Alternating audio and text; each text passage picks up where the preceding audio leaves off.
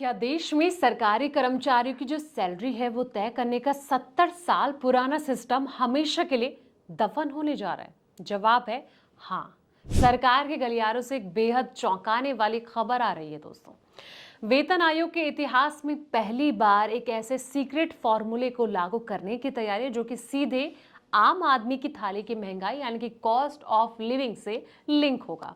इसे सरकारी भाषा में क्या कहते हैं और ये कैसे आपके ग्रेड पे को पूरी तरह बदल देगा, चलिए आपके सीधे ले चलते हैं वित्त मंत्रालय की उन फाइलों के पास जहां आपकी नई सैलरी का ब्लूप्रिंट तैयार हो चुका है। चलिए जानते हैं इससे जुड़ी सारी डिटेल्स, इसलिए दोस्तों वीडियो को एंड तक जरूर देखें। नमस्कार, मैं हूं आपके साथ संध्या अबिष्ट और आप देख रहे हैं द इकोनॉमिक टाइम्स हिंदी। दोस्तों, केंद्रीय कर्मचारियों के लिए 8वें वेतन आयोग के गठन और सैलरी रिवीजन को लेकर उत्सुकता लगातार बढ़ती जा रही है।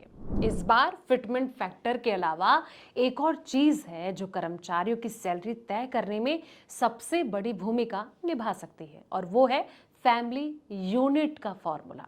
आमतौर पर लोग सोचते हैं कि सैलरी सिर्फ महंगाई के हिसाब से बढ़ती है, लेकिन हकीकत में न्यूनतम मूल वेतन तय करने के पीछे जो है वेतन आयोग का एक खास गणित काम करता है। तो आइए समझते हैं कि ये फैमिली यूनिट क्या है और इसके बदलने से सेंट्रल जो एम्प्लॉयज हैं इनकी सैलरी में कितना बड़ा उछाल आ सकता है। सबसे पहला है कि आखिर फैमिली यूनिट क्या होता है और इसका जो नियम है, इसका इंपॉर्टेंस क्या है। तो फैमिली यूनिट वो मानक या फिर मानकर चली गई धारणा है दोस्तों, जिसका इस्तेमाल वेतन आयोग किसी सरकारी कर्मचारी के घर को चलाने की जो न्यूनतम लागत है इसका अनुमान लगाने के लिए करता है।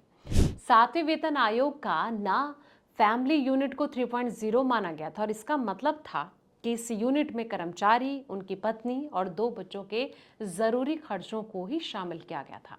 और इस फॉर्मूले में कर्मचारी पर जो निर्भर बुजुर्ग माता पिता या फिर परिवार के जो बाकी सदस्य हैं इसके खर्चे को सीधे तौर पर शामिल नहीं किया गया था। बदलते समय के साथ आखिर क्यों उठ रही है इस बढ़ाने की मांग?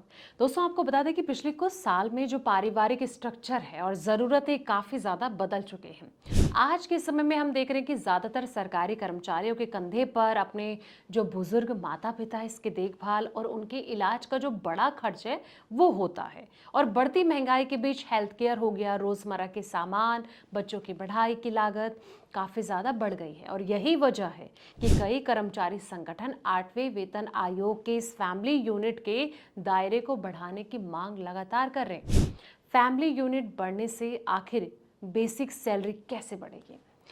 अगर 8वां वेतन आयोग फैमिली यूनिट के आंकड़े को 3.0 से ऊपर संशोधित करता है तो जीवन यापन की जो न्यूनतम लागत का अनुमान भी अपने आप बढ़ जाएगा दोस्तों। इसे एग्जाम्पल के तौर पर और आसानी से समझते हैं। अगर पिछले आयोग यानी कि 7th पीसी में माता पिता को शामिल करके फैमिली यूनिट को 3.0 के बजाय 4.6 माना गया होता, तो कर्मचारियों की जो मिनिमम बेसिक सैलरी है 18,000 के बजाय 27,600 तय होती।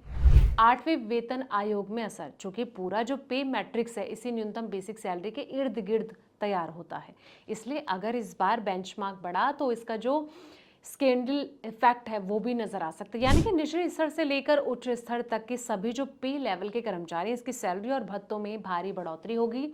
और ये जो पैरामीटर है कोई सामान्य गणितीय आंकड़ा नहीं है, बल्कि कर्मचारियों की जेब पर सीधा असर डालने वाला एक जरूरी चाबी होती है। 8वें वेतन आयोग अपनी बैठकों और जुलाई 2026 में होने वाले विचार विमर्श में इस फॉर्मूले पर गंभीर चर्चा कर सकता है। लेकिन सवाल यही कि आखिर सरकार क्या इस और ध्यान देगी, इस पर कोई कदम उठा सकती है? आपको क्या लगता है? कमेंट सेक्शन में अपनी राय जरूर दें। फिलहाल इस रिपोर्ट में इतना ही। ऐसे पल पल के अपडेट्स के लिए आप देखते रहें द इकोनॉमिक टाइम्स हिंदी।